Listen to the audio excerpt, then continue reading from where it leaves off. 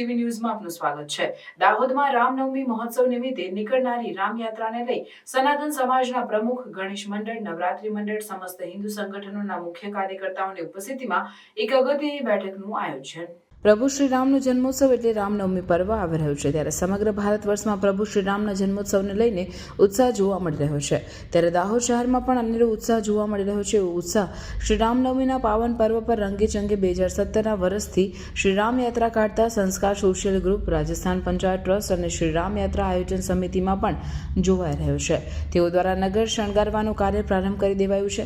રામનવમીના પર્વ પર નીકળનારી શ્રી રામ યાત્રા પ્રતિવર્ષની જેમ આ વર્ષે પણ ખૂબ જ ધૂમધામ નીકળે તેના આયોજન માટે શહેર તાલુકાના સનાતન સમાજના પ્રમુખ, ગણેશ મંડળ, નવરાત્રી મંડળ, સમસ્ત હિન્દુ સંગઠનોના મુખ્ય કાર્યકર્તાઓની ઉપસ્થિતિમાં એક અગત્યની બેઠકનું આયોજન રાજરાજેશ્વર મહાદેવ મંદિર, રાજસ્થાન પંચાયત ભવન, ઠક્કર ફળિયામાં કરવામાં આવ્યું, જેમાં પરમ પૂજ્ય મહામંડલેશ્વર જગદીશદાસજી મહારાજ, રાષ્ટ્રીય સ્વયંસેવક સંઘના નગર કાર્યવાહક, ભારતીય જનતા પાર્ટીના શહેર પ્રમુખ, તાકુફા પ્રમુખ, નગરપાલિકા ઉપપ્રમુખ સહિત અનેક ગણ માન્ય નાગરિકોને સેંકડો ધર્મ પ્રેમી રામ ભક્તો મીટિંગમાં રામનવમી પર્વના આયોજન માટે પોતાના વિચારો પ્રસ્તુત કર્યા। શ્રી રામ યાત્રાના આયોજનની રૂપરેખા તૈયાર કરવામાં આવી। આ વર્ષે આવનારી શ્રી રામ યાત્રા 6 એપ્રિલ 2025 રવિવારના રોજ રામનવમી મહાપર્વના દિવસે બપોરે 12 કલાકે ઠક્કર ફળિયા રામજી મંદિરમાં ભગવાન શ્રી રામની આરતી પછી બપોરે 3:30 કલાકે નિજ મંદિરથી સ્વામી વિવેકાનંદ સર્કલ, ચાર થાંભલા, સરસ્વતી સર્કલ, ભગવાન બિરસા મુંડા સર્કલથી પરત રેલવે સ્ટેશન રોડ થઈ નિજ મંદિરે પરત ફરશે। આ વખતે સંપૂર્ણ રામ દરબાર નગર ભ્રમણ પર શ્રી રામ યાત્રા સ્વરૂપે નીકળનાર છે, ત્યારે સમસ્ત નગરજનો વિશાળ સંખ્યામાં પરિવાર સાથે ઉપસ્થિત રહેશે। ઢોલ એન્ડ બેન્ડ બાજા સાથે પ્રભુ શ્રી રામજીના જીવન ચરિત્ર, શ્રી રામાયણના પાત્રોની ઝાંકીઓ આકર્ષણનું કેન્દ્ર બની રહેશે।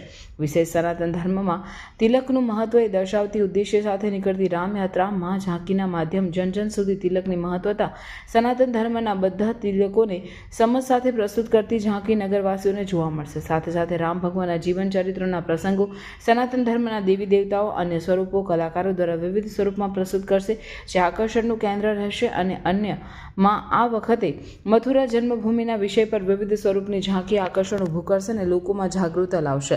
શોભાયાત્રાના સમાપન પર સ્ટેશન રોડ સમસ્ત વેપારી મંડળ, રેલવે સ્ટેશન રોડ, ગણેશ મંડળ તેમજ સાથ સહકાર આપનાર સમસ્ત મિત્રો દ્વારા દર વર્ષની જેમ ચાલુ વર્ષે પણ મહાપ્રસાદીનું આયોજન કરવામાં આવેલ છે। મીટિંગમાં ઉપસ્થિત સૌ કાર્યકર્તાઓએ નક્કી કર્યું કે આ વખતે યાત્રામાં તાલુકાના દરેક ગામથી સનાતન પ્રેમી જોડાય અને ભગવાન શ્રી રામના દર્શન કરે, રામ જન્મોત્સવ ધૂમધામથી મનાવે, એના માટે 3 દિવસ ગ્રામ્ય વિસ્તારમાં કાર્યકર્તાઓ રામયાત્રામાં જોડાવા જાણકારી આપવા જશે। આ વખતની યાત્રામાં વિશાળ જનસમુદાય ઉમરે ને શોભાયાત્રાને ભવ્યથી અતિ ભવ્ય બનાવવા સૌ કોઈ પ્રયાસ કરે એવા આયોજન બનાવવામાં આવ્યા। યાત્રા માટેની મુદ્દરીઓ તૈયાર થવાના આરે છે, ત્યારે પ્રભુ શ્રી રામનું નગર પ્રવેશ આગમન યાત્રા સ્વરૂપે 1 એપ્રિલ મંગળવારના દિવસે સાંજે 6 વાગે રામાનંદ પાર્કથી જગદીશ મહારાજજીના સાનિધ્યમાં નીકળશે। બેઠક અલગ અલગ સામાજિક ધાર્મિક સંગઠનોના આગેવાનો, યુવાનો દ્વારા પોતાના વિચારોના માધ્યમથી પૂરજોશમાં કરવામાં આવ્યું હતું। સૌ કાર્યકર્તાઓ 10 દિવસ જોશ જુસ્સા સાથે રામકાજમાં લાગે આવી અપીલ કરવામાં આવી। શ્રી રામ યાત્રા સેવા સમિતિ દ્વારા સમસ્ત નગરવાસીઓને શ્રી રામ યાત્રામાં જોડાઈ ધર્મ લાભ લેવા અપીલ કરવામાં આવી હતી।